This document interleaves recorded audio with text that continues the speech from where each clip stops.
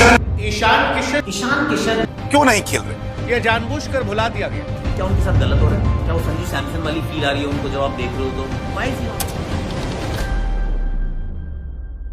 ईशान का करियर 2016 में शुरू हुआ जब उन्होंने रणजी के 10 मैचेस में 799 रन बना दिए, जिसमें दिल्ली के अगेंस्ट खेले जा रहे मैच में उन्होंने 273 रन की इनिंग खेलकर एक नया रिकॉर्ड बना दिया। उनके इसी परफॉर्मेंस को देखकर उनको इंडिया की अंडर-19 वर्ल्ड कप टीम का कैप्टन बना दिया गया। इसके साथ ही उनके हिटिंग एबिलिटी को देखकर गुजरात लायंस ने उन्हें 2016 में आईपीएल में सेलेक्ट कर लिया। 18 साल की यंग एज में ईशान अपने 2 आईपीएल के 16 मैचेस में 319 रन बनाते हैं और फिर आता है 2020 का आईपीएल सीजन, जिसने ईशान के करियर को पीक पे पहुंचा दिया। मुंबई से खेलते हुए ईशान ने 14 मैचेस में 516 रन बनाए with an average of 57 and strike rate 157। इसी की वजह से मुंबई इंडियंस बहुत डोमिनेटिंग तरीके से वो आईपीएल जीत जाती है। इस परफॉर्मेंस को देखकर लोगों को भरोसा था कि ईशान इंडिया के लिए जरूर खेलेंगे और बस देखते ही देखते ईशान 2021 में इंडिया के लिए डेब्यू करते हैं। अपने T20 के डेब्यू में हाफ सेंचुरी, ओडीआई के डेब्यू में भी हाफ सेंचुरी, और ये सब करने के बाद भी उनको एक बैकअप की तरह देखा जा रहा था। इंडिया के पास उस समय ओपनिंग करने के लिए रोहित, राहुल, गिल और शिखर धवन जैसे बहुत सारे ओपनर्स थे। इसकी वजह से ईशान को काफी कम मौके मिलते थे। जब मौके मिले तब उन्होंने खुद को प्रूफ किया।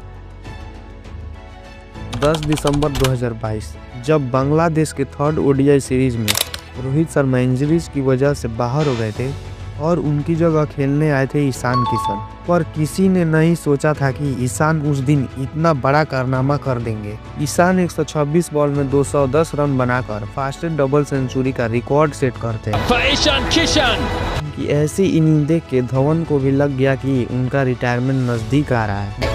तो ईशान किशन का 200 इतना बड़ा था कि वो सारी चीजें छोटी हो जाती है उसके आगे। 2 साल से जिसको बैकअप के रूप में देखा जा रहा था, उसने इस इनिंग से सबको दिखा दिया कि वो इंडिया की प्लेइंग 11 में डिजर्व करता है खेलना। और फिर जनवरी 2023 के श्रीलंका सीरीज में शुभमन गिल के वापस आने की वजह से ईशान की टीम में जगह नहीं बन पाती और उन्हें एक बार फिर से बेंच पे बैठा दिया जाता है। ये बात ईशान को भी बहुत बुरी लगी होगी, क्योंकि 200 बनाने से ज्यादा एक बैट्समैन क्या ही कर सकता है। फिर आता है 2023 का WTC फाइनल, जहां इंडिया को एक विकेट कीपर की सख्त जरूरत थी, क्योंकि ऋषभ पंत एक्सीडेंट से रिकवर हो रहे थे। केएल राहुल भी आईपीएल में इंजर्ड हो गए थे। स्क्वाड में ईशान किशन का नाम देकर सबको ये लगने लगा कि वो खेलेंगे, लेकिन एक बार फिर ईशान को बैकअप के लिए ले जाया जाता है और प्लेइंग 11 में केएस भरत खेल जाते हैं। WTC के बाद खबर आने लगती है कि बीसीसीआई ने जब ईशान किशन से डोमेस्टिक क्रिकेट खेलने की बात करी तो उन्होंने सीधा मना कर दिया। ये सुन के फैंस काफी नाराज हो गए। सब उन्हें एरोगेंट प्लेयर और बहुत कुछ भला बुरा बोलने लगे। जुलाई 2023 में वेस्टइंडीज टूर पर ईशान किशन को टेस्ट में डेब्यू करने का मौका मिलता है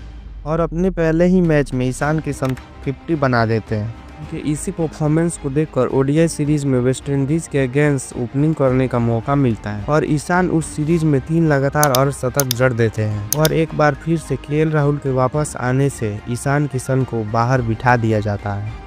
वर्ल्ड कप से पहले ईशान को एज जोकर नचाया जाता है। ईशान किशन को कभी ओपनिंग करने तो कभी मिडिल ऑर्डर में भेज दिया जाता है, पर उनकी इसी एबिलिटी की वजह से उन्हें 2023 वर्ल्ड कप के स्क्वाड में शामिल किया जाता है। और उस वर्ल्ड कप में क्या हुआ हम सबको मालूम ही है। वर्ल्ड कप की हार के बाद ईशान ऑस्ट्रेलिया सीरीज से ब्रेक लेना चाहते हैं, लेकिन बीसीसीआई उनके ब्रेक रिक्वेस्ट को एक्सेप्ट नहीं करती और मजबूरन ईशान को वो सीरीज खेलना पड़ता है। इस सीरीज के 1 हफ्ते बाद साउथ अफ्रीका की सीरीज के लिए ईशान को सेलेक्ट किया जाता है और एक बार फिर से ईशान रिक्वेस्ट करते हैं कि इन्हें व्हाइट बॉल से ब्रेक दिया जाए, और इन्होंने कभी नहीं सोचा होगा कि ये ब्रेक इनके करियर को एक बहुत बड़ा झटका दे देगा।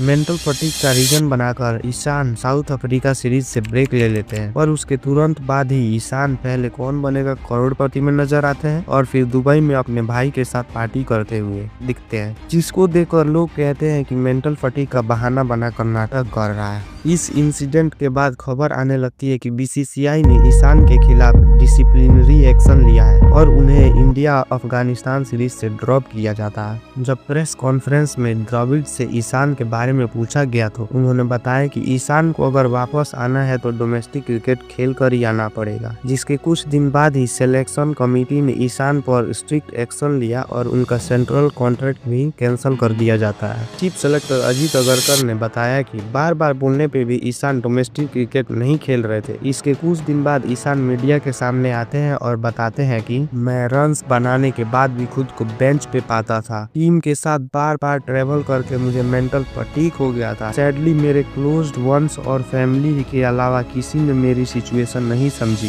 जिसे कुछ टाइम पहले तक नेक्स्ट MS धोनी मानते थे, उसे आज सेंट्रल कॉन्ट्रैक्ट से ही हटा दिया गया। पूरे 1 साल टीम के साथ ट्रेवल करते रहना, जब भी मौका मिले तो रन बनाना और रन बनाने के बाद भी खुद को बेंच पे पाना, ये सब ईशान किशन के मेंटल हेल्थ पे बुरा असर डाल रही थी। हाँ, मैं मानता हूँ ईशान को ऐसे टूर छोड़ के नहीं जाना चाहिए था, लेकिन एक प्लेयर क्या करे, एक तो उसको मौका नहीं मिलता और जब भी मौका मिले तो उसमें रन बनाए और फिर उसको तुम नेक्स्ट मैच में बाहर कर देते हो। BCCI ने ईशान किशन के खिलाफ काफी स्ट्रिक्ट एक्शन ले लिया। मेरे हिसाब से ईशान को एक और मौका मिलना चाहिए। दोस्तों, आपकी क्या राय है, आप कमेंट में बताएं।